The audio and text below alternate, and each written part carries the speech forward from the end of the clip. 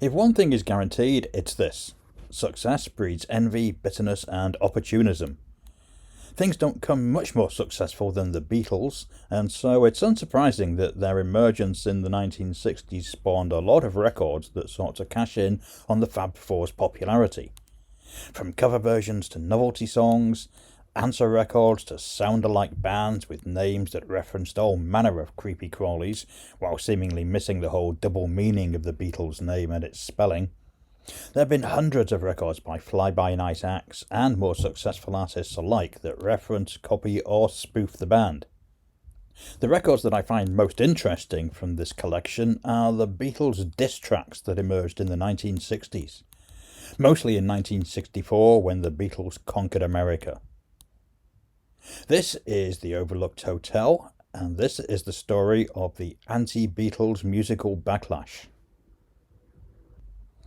The huge success of the Beatles, and that of the other British bands who followed in their wake, was a source of some resentment with American rock and rollers who thought, not unreasonably, that rock music was a very American invention that was now being sold back to them by a bunch of unkempt, girly men with funny accents. While some of the diss tracks are clearly satirical cash-ins, one or two seem genuinely bitter and angry, as if the arrival of the band in America had destroyed the homegrown performers' chances of fame and fortune. Which of course it had. Rednecks with buzz cuts performing hillbilly numbers were no longer going to cut the mustard in this brave new world. Bill Clifton's Beatle Crazy might well be the first Beatles diss track, though as these things go it's pretty gentle, more bemused than angry, defiant or dismissive.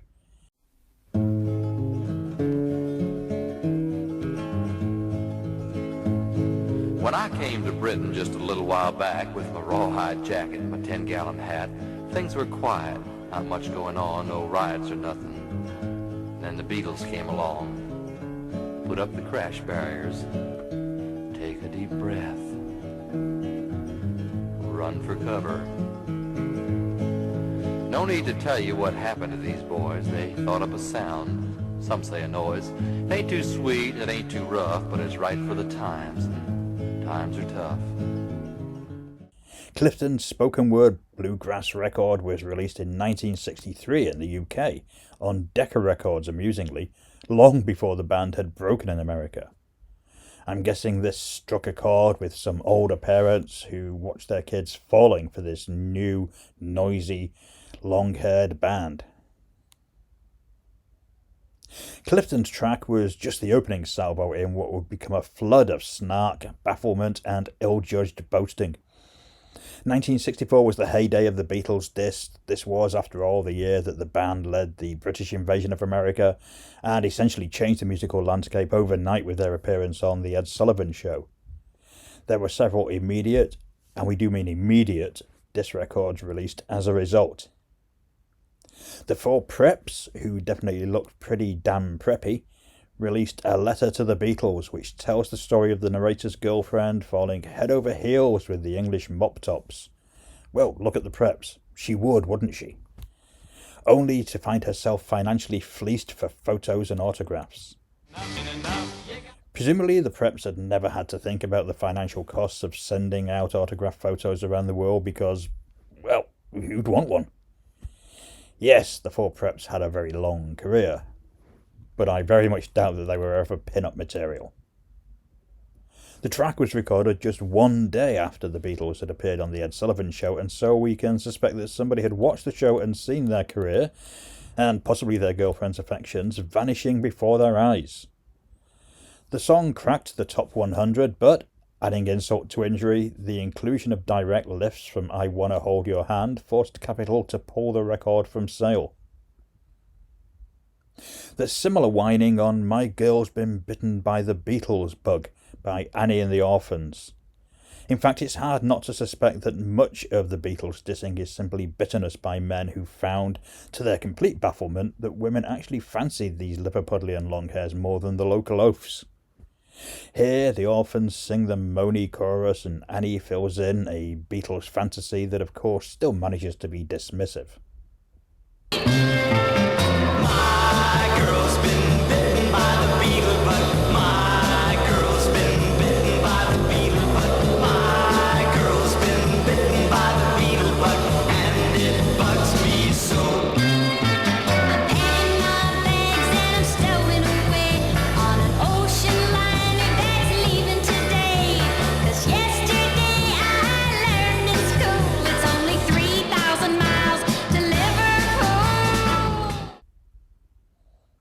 High Riders came up with Stamp Out the Beatles.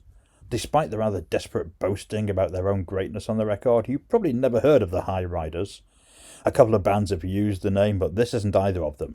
In fact, the High Riders was the pseudonym of the band the Sunliners, who rather wisely opted to hide their real identity for this novelty track, released by Scepter Records.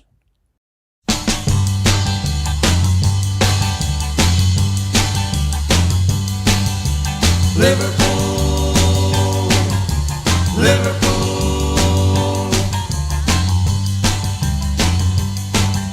A group came from Liverpool with long shaggy hair.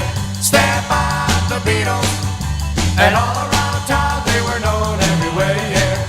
Stamp out the Beatles, we're gonna stamp them out, mash them in the ground, whip them real good and put them down.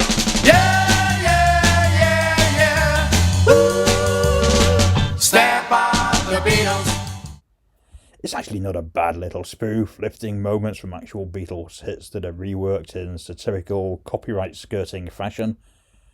Not the height of sophisticated wit, perhaps, but for all the mockery, it doesn't feel genuinely malicious. The Sunliners, incidentally, would transform themselves into Rare Earth in 1968 and had considerable success in the 1970s, signing to Motown and scoring both critical acclaim and commercial success. So clearly the Beatles didn't affect their careers too much.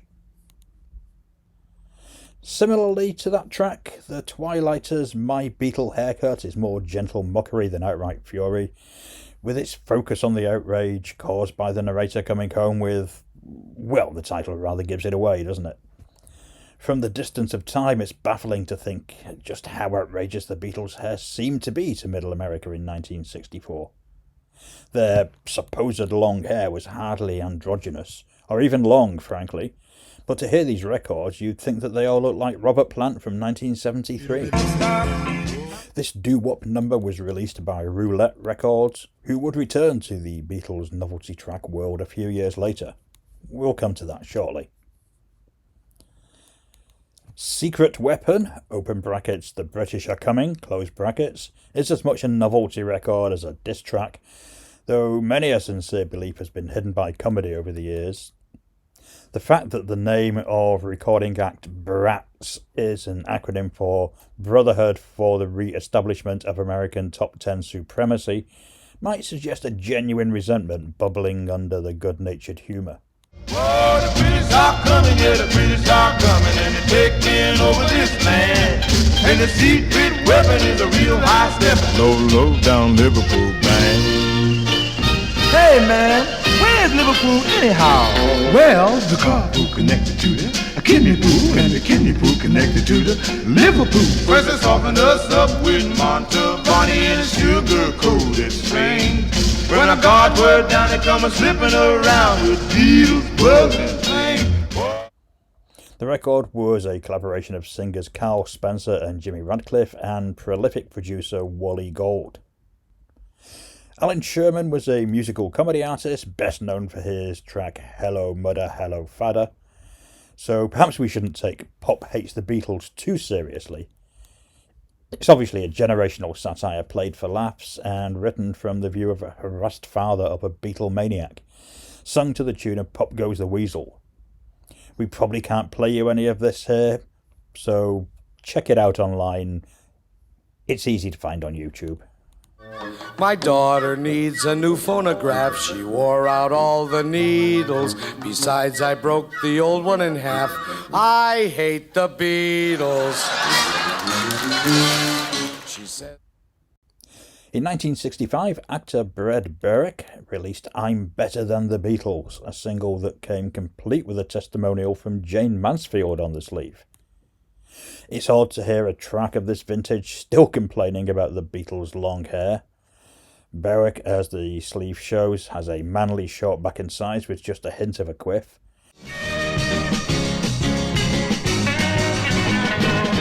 Now everybody tells me that the Beatles are the best. They say those long hairs overseas can better all the rest. But let me tell you people just one thing you ought to know. I'll say it once, those Beatles hear my song, they're gonna pack the things and go singing, yeah, hell yeah. I can do this by myself. With them it takes all four, wails Brad, though unless he played every instrument on the record, this seems to be a bit of sleight of hand. This was the first Beatles disc that I ever heard, and I'll admit that I find it very entertaining. Brad's rock and roll career was short-lived. He managed one more single, so presumably the general public disagreed with his take on who was the more talented.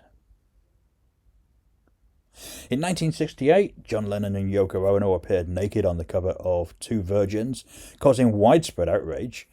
Frontal nudity, especially from men and especially from rock stars, was not exactly a commonplace sight back then. This was just 6 years after the Beatles had released their first single, so to give it some kind of context, the impact must have been like Ed Sheeran suddenly releasing an album that showed him being double-fisted on the cover. Among the people shocked by the cover was twee-voiced folk singer Rainbo, who was so distressed, or possibly disappointed by the cover image of a naked Lennon, that she was moved to record the single John, You Went Too Far This Time. I recall you turned me on with Pepper. The tour we took with Lucy was a trip I won't forget. And John, I loved you when we both were flowers. But putting down your guru brought confusion and regret. John, I love you, but you went too far. This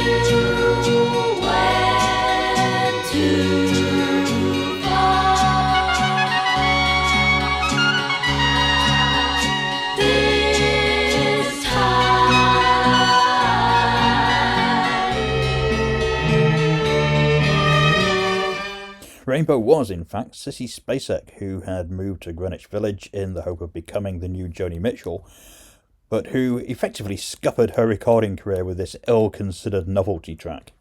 It probably wasn't even her idea. She didn't write the song, even though she was very much of the singer-songwriter ilk, and was probably talked into it by Roulette Records, who then rewarded her by dropping her from the label. Folk music's loss was cinema's gain, of course. And although oddly cute in its own way, this was clearly never going to be troubling the charts, or troubling Lennon for that matter. You'd think that by 1975, the shock of the new, at least in terms of the Beatles, would have long since worn off. But Clive Baldwin, an Al Jolson impersonator who built a successful 5-decade career out of his rather niche speciality, still managed to get a novelty record with the exhausting title Now It's Paul McCartney, Stevie Wonder, Alice Cooper, Elton John released. The gimmick here is that Jolson hasn't died but has been placed in suspended animation, awakening after 25 years, and is just shocked at the caterwauling music of today.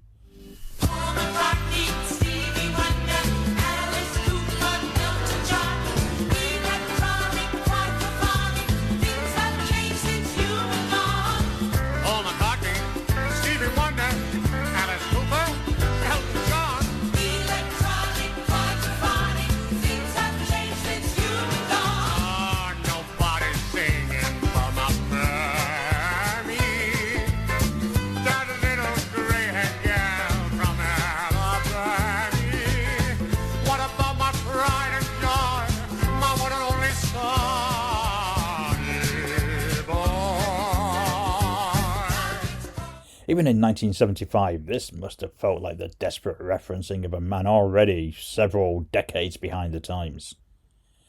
It's perhaps the worst of all the records featured here, which is certainly saying something. Baldwin last made headlines in 2009 when he was banned from using blackface in his Johnson tribute show by a British theatre. Just as we're unlikely to ever see a band have the same impact as the Beatles again, the world is a very different place, and the musical landscape far too cluttered. So it seems unlikely that the disc record will make a comeback.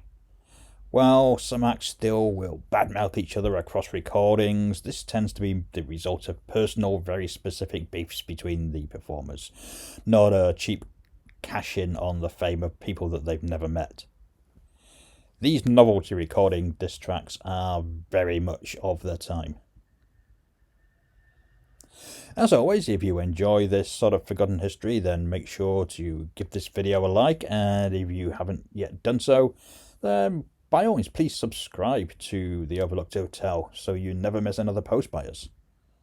You can also now show support for all the Overlooked Hotel by giving us a super thanks. Just click down here and pick whatever level you wish. And of course you can now buy Overlooked Hotel merch. Follow the link below.